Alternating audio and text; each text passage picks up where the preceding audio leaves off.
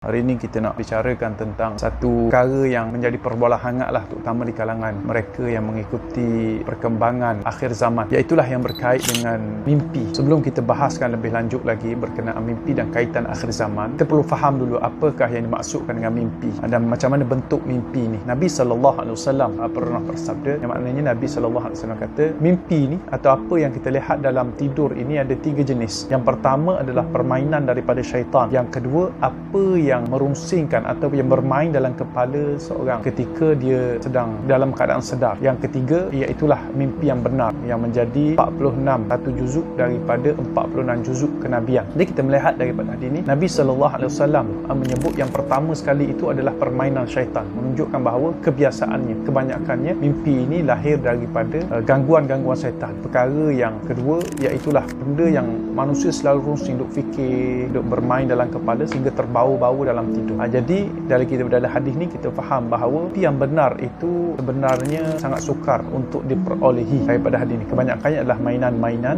daripada syaitan. Walau bagaimana kita tidak menafikan berlakunya mimpi-mimpi yang benar, tetapi kita mestilah dalam berurusan dengan mimpi ni beberapa garis panduan yang perlu untuk kita faham. Yang pertamanya, yang penting sekali adalah individu yang bermimpi bukan mudah untuk mendapatkan mimpi yang benar. Ibnu Sirin, seorang ulama yang pandai mentadbir mimpi, mengatakan, perbuat baiklah kamu dalam keadaan jaga kamu, nescaya kamu akan jadi baik dalam tidur kamu. Maknanya kalau kita nak mendapat mimpi yang baik, kita mestilah menjadi orang yang baik dalam keadaan sedar kita. Ibnu Qayyim menjelaskan, barang siapa yang ingin tidur mereka, mimpi mereka itu baik, maka mereka mestilah sentiasa bercakap benar, makan benda yang halal, mesti sentiasa menjaga suruhan dan larangan Allah Subhanahu Wa Taala, tidur dalam keadaan suci, maknanya berwuduk dengan sempurna, menghadap kiblat, mengingati Allah dalam kebanyakan hidup kita dan mengingati Allah sehinggalah kita menutup mata. Jadi menggambarkan kepada kita sini, orang yang bermimpi ini mestilah orang-orang yang melazimi syarak, orang-orang yang sedar terhadap hukum hakam Allah Subhanahu Wa Taala.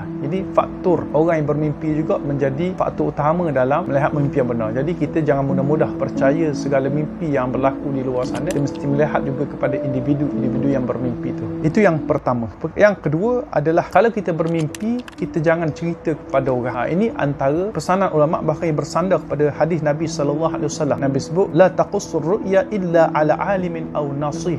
Hadis riwayat At-Tirmizi. Nabi kata, jangan kamu ceritakan mimpi kamu melainkan terhadap orang alim ataupun orang yang boleh memberi nasihat. Maknanya tujuan kita cerita ke orang ni supaya orang mentadbir mimpi, orang yang alim tahu tentang selok-belok mimpi ni untuk cerita kepada kita. Bukan mimpi ni untuk dicerita kepada semua orang, apatah lagi disebarkan dalam media sosial begitu, begini dan sebagainya. Itu bukan cara yang diajar oleh ulama.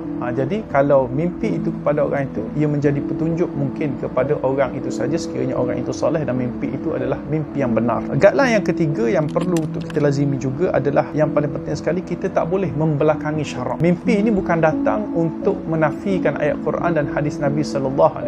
Mimpi ini hanya datang untuk memberikan beberapa petunjuk yang tidak terdapat dalam Al-Quran dan hadis, ataupun perkara yang disebutkan sebagai umum dikhususkan dalam petunjuk-petunjuk melalui mimpi ini. Dan itulah disebut oleh Imam Nawawi, sekiranya berlaku pada 30 Sya'ban sebagai contohnya, pada malam 30 Sya'ban orang tak nampak anak bulan Ramadan, tiba-tiba ada seorang yang nampak anak bulan Ramadan pada mimpi dia berjumpa dengan Rasulullah SAW dalam mimpinya, maka hukumnya orang itu sahaja kena berpuasa, bukan orang lain. Maka dia tak boleh menjadi syarak, dia tak boleh menjadi satu panduan untuk kita, terutama sekali dalam bab-bab ibadat dan bab-bab hukum hakam yang lain. Di sini kita juga mesti memahami bahawa benar sekali sekiranya mimpi berjumpa dengan Rasulullah SAW adalah mimpi yang benar. Nabi sebut, man ra'ani fil manam faqad ra'ani. Barang siapa yang berjumpa dengan aku dalam tidur dia, dalam mimpi dia, maka itu dia betul-betul berjumpa dengan Nabi. Walau bagaimanapun, Ibnu Sirin juga menyebutkan, sekiranya ada orang mendakwa dia berjumpa dengan Nabi, minta dia sifatkan sifat-sifat Nabi itu. Jadi mimpi itu dia mestilah, orang yang berjumpa dengan Nabi ni dia kenal rupa Nabi, dia kenal rupa parah Nabi ni macam mana. Orang yang alim,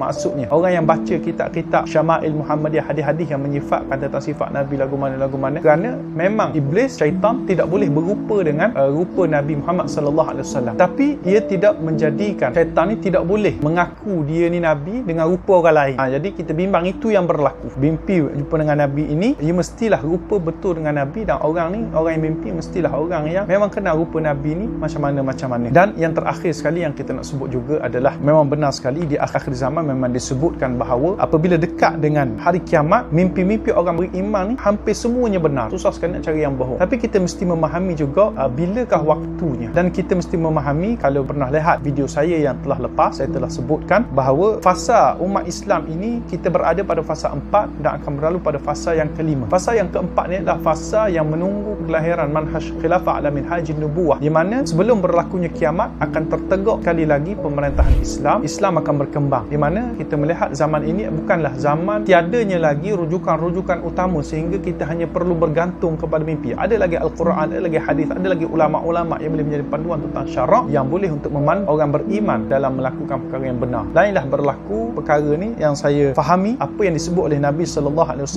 ini, mimpi ini boleh menjadi petunjuk kepada orang beriman adalah ketika memang dekat betul-betul dengan kiamat, telah berlalu zaman Nabi Isa turun dan Nabi Isa pun telah wafat, pemerintahan Islam pun telah jatuh balik, orang-orang beriman ramai yang dimatikan oleh Allah Subhanahu Wa Taala, tinggal sedikit saja. Rujukan-rujukan agama pula hilang, Al-Quran sudah tidak ada lagi, hadis-hadis sudah tidak ada lagi. Orang beriman hanya bergantung kepada petunjuk-petunjuk daripada Allah Subhanahu Wa Taala. Inilah yang mungkin dimaksudkan oleh hadis riwayat oleh Imam Bukhari dan Muslim. Jadi secara kesimpulannya, kita mesti memahami bahawa selagi mana masih ada rujukan-rujukan yang sahih pada zaman kita ini, maka kita mestilah mendahulukannya dan mengatur kehidupan kita, perancangan kita berdasarkan apa yang telah digariskan oleh syarak. Jadi mimpi ini hanyalah berlaku sekiranya kita tidak memiliki panduan-panduan, dan itu masih belum berlaku lagi pada zaman ini. Inilah sedikit yang boleh saya sampaikan. Wallahu a'lam.